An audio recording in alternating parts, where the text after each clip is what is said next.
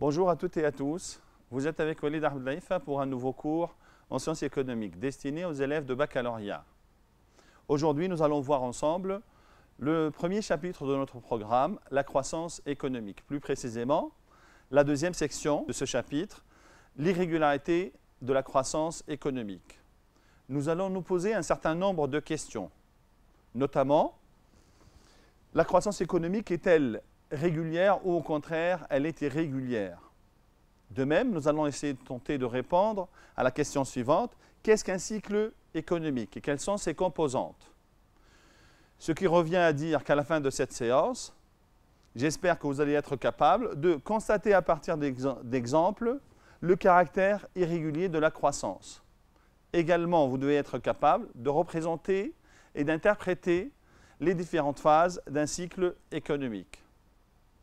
Bien, en guise d'introduction, je reprends une définition que vous avez vue dans la première section. La croissance économique. Qu'est-ce que la croissance économique? La croissance économique est l'augmentation durable des grandeurs économiques accompagnée de transformations ou de changements des structures économiques. On se pose donc la question, sur le long terme, est-ce que la croissance économique est régulière? La croissance économique est-elle régulière? Pour cela, nous allons commencer donc cette section par étudier la notion de fluctuation économique. Ensuite, nous allons voir un peu plus tard donc, la notion de cycle économique. On démarre par l'activité numéro 1A, l'évolution du PIB réel. Donc, nous avons un certain nombre de données, donc les données fournies par la Banque centrale de Tunisie concernant la croissance économique en termes réels durant la période 2010 jusqu'à 2016. Nous disposons donc de deux questions. La première question, représenter graphiquement les données du tableau. Ensuite, que remarquez-vous quant à l'évolution du PIB tunisien durant cette période? Bien, pour la première question, c'est une question importante, qui est relativement accessible aux élèves. Et donc, je vous invite à vous concentrer sur les modalités de réponse. La représentation graphique, elle est basée surtout sur l'utilisation d'un repère. Dans notre cas, ici, on étudie le taux de croissance annuel du PIB réel. Donc, quand on positionne le repère, il faut choisir l'axe d'abscisse. Qu'est-ce qu'on mettra donc en axe d'abscisse et qu'est-ce qu'on mettra en axe d'ordonnée? Il est préférable pour nous, donc lorsqu'on étudie ce type de variable dans le temps, de mettre en abscisse l'axe du temps et en ordonnée l'axe, la variable étudiée qui est le taux de croissance annuel. Donc, nous allons avoir un repère qui ressemble à cette forme-là. La suite, certainement, vous la connaissez. Il faut positionner les points, donc à partir du tableau. Et la suite, donc, il faut relier les points pour obtenir une courbe qui a cette allure. On passe maintenant à la deuxième question. Que remarquez-vous quant à l'évolution du PIB réel, donc de l'évolution du PIB tunisien durant cette période?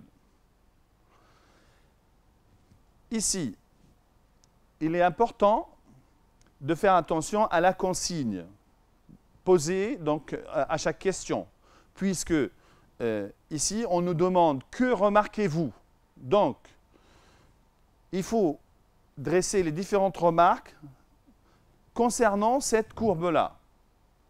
Bien, pour commencer, tout d'abord, on a une valeur négative. On la voit ici donc au tableau.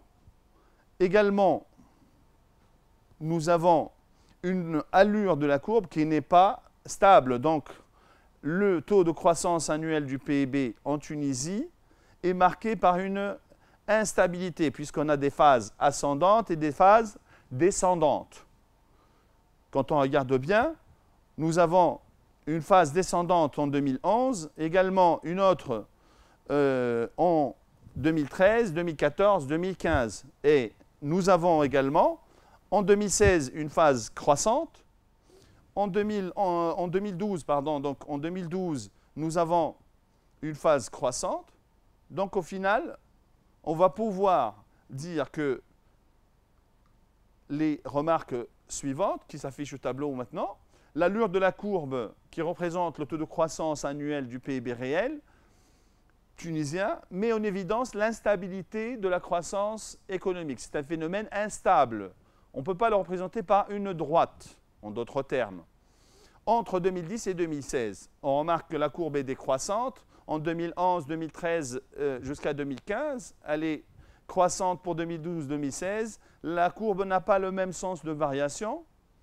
Également, la courbe comporte des valeurs positives et des valeurs négatives. Donc, on peut affirmer que la croissance économique n'est pas linéaire. Au contraire, elle se caractérise par des mouvements à la hausse et des mouvements à la baisse. Passons maintenant à l'activité suivante. L'activité numéro 1B. Nous disposons d'une définition fournie par le dictionnaire d'économie et des sciences sociales. C'est la définition de fluctuation. Irrégularité de l'évolution des grandeurs économiques. Production, prix, emploi, revenus, investissement au cours du temps. Le terme fluctuation suggère des mouvements alternés, ascendants et descendants. Ces mouvements affectent aussi bien le court terme, donc ce sont des évolutions conjoncturelles, que le moyen et long terme. Quand les fluctuations de la croissance obéissent à une certaine régularité, la régularité ici sous-entend la périodicité des phases ascendantes et descendantes. Il s'agit alors de cycles économiques. Nous devons répondre à la question qui s'affiche. Qu'appelle-t-on fluctuation économique? Pour répondre à cette question, comme on a pris toujours l'habitude, eh bien, on commence par souligner les termes clés qui se trouvent dans notre texte. Donc, je répète encore une fois, pour les élèves de baccalauréat, il est très important, avant de répondre, de prendre le temps de relire le texte et de souligner les passages les plus importants qui peuvent contribuer à la constitution de notre réponse. Donc, pour notre support maintenant de cours, qu'on voit maintenant à l'écran, j'ai commencé par souligner donc là, le premier terme, irrégularité, puisque les fluctuations sont une forme d'irrégularité. Également, j'ai souligné mouvement alterné. Quand on dit alterné, on sous-entend, là, en l'occurrence, on a des mouvements alternés ascendants et descendants. Ça veut dire qu'on a des mouvements qui vont à la hausse, d'autres mouvements qui suivent, qui vont à la baisse. Et ça recommence à nouveau. Donc, on a une alternance entre les mouvements à la hausse et les mouvements à la baisse. On continue donc. J'ai souligné également le terme régularité. C'est la périodicité des phases ascendantes et des phases descendantes. Je vous propose donc la définition suivante. Les fluctuations économiques sont les mouvements qui peuvent affecter l'activité économique. Ils se manifestent à travers l'évolution de l'activité économique à différents rythmes. Parfois, le rythme s'accélère. Quand le rythme s'accélère, on parle des mouvements ascendants. La courbe, en l'occurrence tout à l'heure, elle est croissante à ce moment-là. En d'autres moments, il ralentit. Il, on sous-entend le rythme.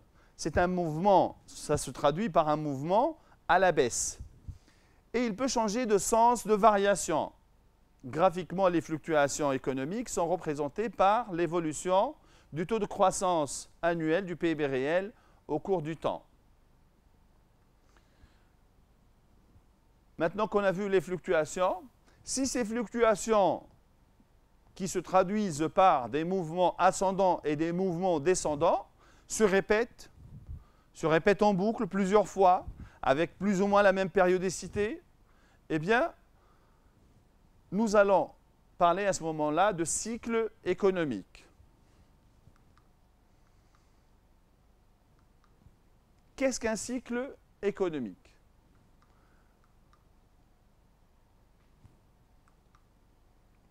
Nous démarrons donc cette partie par l'activité 4, page 27, morphologie d'un cycle. Cette activité figure sur votre manuel scolaire. Donc, on se limite, en ce qui nous concerne pour cette partie, au premier paragraphe uniquement. Des périodes de récession succèdent aux périodes d'expansion. L'économie subit des fluctuations. Souvent, ces périodes se succèdent avec une certaine régularité. Bien qu'il existe des différences importantes d'un cycle à l'autre, il est possible de caractériser les différentes phases que l'on rencontre dans tous les cycles. Qu'est-ce qu'un cycle économique? On commence, comme on l'a dit tout à l'heure, par souligner les termes les plus importants, les termes qui vont constituer notre réponse par la suite. Donc, fluctuation, ensuite des périodes, ces périodes qui se succèdent avec une certaine régularité, donc il faut qu'on retrouve dans la définition les termes régularité, l'aspect régulier, plus ou moins. Également, caractériser, donc il est possible de caractériser les différentes phases que l'on rencontre dans tous les cycles. Eh bien, c'est tout l'intérêt de l'étude d'un cycle économique. C'est de pouvoir déterminer par la suite, à la suite d'une phase ascendante, qu'il va y avoir par la suite une phase décroissante ou une phase descendante. Donc, ça va nous aider certainement à développer nos prévisions par la suite. Donc, la définition d'un cycle économique. Un cycle économique est une succession plus ou moins régulière de mouvements ascendants et descendants de la croissance économique pendant une période plus ou moins longue. Il est de ce fait un phénomène répétitif caractérisé par une certaine périodicité. Maintenant, de quoi se compose un cycle économique? On continue toujours avec l'activité 4, la suite de l'activité 4, page 27 de notre manuel scolaire. On parle de reprise lorsque le creux est franchi. On dit aussi que le point de retournement inférieur est dépassé. La reprise est prolongée par l'expansion. Dans la reprise, la consommation redémarre. La production s'accroît. On utilise le capital inemployé et on commence à embaucher les travailleurs. On remplace les machines usagées, on investit, les banques commencent à prêter, etc. On parle d'un sommet quand le taux d'utilisation de la capacité de production tend vers son maximum. Les entreprises doivent emprunter pour augmenter leur capacité de production. Le taux d'intérêt augmente, les prix augmentent, les revendications salariales se multiplient. Elles seront répercutées sur les prix. Quand la hausse des prix se généralise, on parle d'inflation. À partir du point de retournement supérieur, l'économie bascule dans la récession. La consommation et la production commencent à fléchir. Les investissements réalisés se révèlent insuffisamment rentables. Les taux d'intérêt se révèlent trop élevés, les faillites deviennent courantes, etc. C'est la récession. Si la situation économique est particulièrement mauvaise, on parle de dépression. Celle-ci est caractérisée par un taux de chômage très élevé. Les profits sont faibles et se transforment en pertes. Les faillites sont nombreuses, les investissements chutent, la production diminue. À côté de ce texte, nous disposons également d'un graphique que vous avez dans votre manuel. C'est le graphique suivant, où nous avons un graphique qui nous montre les différentes phases et les points de retournement dont on parle dans le texte. On passe à la question. Identifier chacune des différentes phases d'un cycle. Avant de commencer la réponse à cette question, je veux rebondir sur le terme identifié, qui est la consigne ici. Qu'est-ce qu'on attend de nous? Qu'est-ce qu'on attend de l'élève lorsqu'on lui pose la question identifiée? Vous disposez également, à côté de ce texte, un graphique explicatif qui nous explique donc les différentes phases d'un cycle économique. On regarde bien donc la question, identifier chacune des différentes phases d'un cycle. Avant de commencer la réponse, j'attire l'attention des élèves que la consigne identifiée, elle est différente de la consigne définir, puisque dans cette consigne identifiée, nous avons à faire donc une définition tout d'abord, ensuite fournir la définition et en plus rajouter donc les différentes caractéristiques des différentes phases du cycle. On continue donc, comme d'habitude, par souligner les différents termes qui vont nous servir pour constituer notre réponse. Reprise, également le terme expansion, donc c'est la phase d'expansion. Également, on parle d'un sommet, le sommet à partir duquel nous avons donc la courbe qui change de sens de variation. Également, nous avons le point de retournement supérieur, on parle toujours de la même chose. Également, nous avons la récession et en dernier lieu, on va parler donc de la dépression. Les différentes composantes d'un cycle économique. Donc, on commence par l'expansion. Qu'est-ce que c'est la phase d'expansion?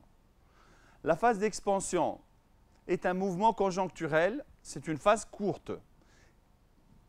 C'est une accélération de l'activité économique caractérisée par une augmentation rapide des principales grandeurs économiques, notamment du taux de croissance. On va le voir à travers le taux de croissance du PIB réel croissant. Elle est également caractérisée par une accélération de l'investissement et une hausse de la production, de l'emploi, des prix, des revenus. Dans cette phase, on remarque bien que le taux de croissance du PIB réel est positif et croissant. La croissance économique, elle a une définition qui ressemble à l'expansion, mais on doit faire attention. L'expansion est un mouvement, est une augmentation des richesses créées, rapide, mais de courte durée. Puisqu'on l'a dit tout à l'heure, dans la définition de la croissance économique, nous avons dit qu'il s'agit d'une augmentation durable des grandeurs économiques. Ici, nous avons une augmentation plutôt conjoncturelle, de courte durée, et non pas structurelle. On passe à la phase, au point de retournement donc supérieur, la crise. La crise, là encore je m'arrête un instant pour dire que la crise c'est un point de retournement et non pas une phase. Donc on fait attention, la crise est le point de retournement supérieur de l'activité économique qui met fin à l'expansion. Donc l'expansion se termine forcément par une crise. L'économie, par la suite, va basculer soit vers une récession ou une dépression, dans les cas les plus graves. La crise est caractérisée par une saturation de la demande, par un blocage de l'investissement qui peut affecter certaines branches motrices et peut se transmettre à l'ensemble de l'économie. Concernant la phase de récession, la phase de récession est une phase courte également. C'est un ralentissement de l'activité économique. Donc, les grandeurs économiques ralentissent. C'est une augmentation certainement des principales grandeurs économiques à un rythme moins accéléré. Elle est caractérisée par une augmentation du PIB, mais à un rythme lent. Également des revenus de la même façon, c'est-à-dire une augmentation lente du PIB et des revenus. Elle est caractérisée par un taux de croissance annuel du PIB réel positif, mais décroissant. Un fléchissement de la consommation et le ralentissement de l'investissement. On passe maintenant à la phase la plus grave du cycle économique, c'est la dépression. La dépression également est une phase courte. C'est la baisse de l'activité économique, c'est la baisse totale, on va dire, puisque on va avoir une diminution des principales grandeurs économiques. Tout à l'heure, quand on parlait de la récession, on a dit que ça reste quand même une augmentation, même si la courbe elle est décroissante, c'est une augmentation. Mais là, quand on parle de la phase de dépression, ici nous avons une diminution des principales grandeurs économiques, notamment la production, les revenus, l'investissement, etc. C'est l'ensemble de l'économie qui se bloque. Elle est caractérisée donc par un taux de croissance annuel du PIB réel négatif et décroissant, la faillite de nombreuses entreprises et un taux de chômage très élevé. Si on peut dire, le beau temps revient. La reprise. La reprise, c'est ce qui annonce un nouveau cycle de la dépression. On va dire que le beau temps revient. On va parler de la reprise. C'est le point de retournement inférieur de l'activité économique. On va parler maintenant de la reprise. C'est le beau temps qui revient. Nous avons le point de retournement inférieur de l'activité économique. C'est un nouveau cycle qui démarre. On va avoir une augmentation des revenus, une augmentation de la production, de l'investissement, etc. C'est le redémarrage de la consommation également. On va avoir un chômage qui va baisser par la suite. On passe maintenant à la notion de cycle économique. Nous allons commencer maintenant avec l'activité numéro 1A, en vous référant à l'activité 1A, l'évolution du PIB en volume. Nous avons un certain nombre des données statistiques concernant la croissance économique en termes réels en Tunisie. Nous avons ici 3 questions. Donner la signification des valeurs soulignées. Ensuite, repérer les différentes phases de la croissance économique. Également, la hausse du PIB correspond-elle toujours à une expansion économique? Donner la signification des valeurs soulignées. Pour cette question, il suffit que l'élève présente la grandeur étudiée, qui est ici le taux de croissance annuel du PIB réel, de donner le cadre spatio-temporel qui résume donc dans quel pays se passe exactement ou dans quelle période également, et de donner l'évolution. C'est ce qui est demandé ici. Certains élèves seront tentés de proposer une réponse de cet ordre-là, donc qui est comme celle qui s'affiche au tableau, 2,4% est le taux de croissance du PIB réel en Tunisie. Cette réponse, elle n'est pas acceptée.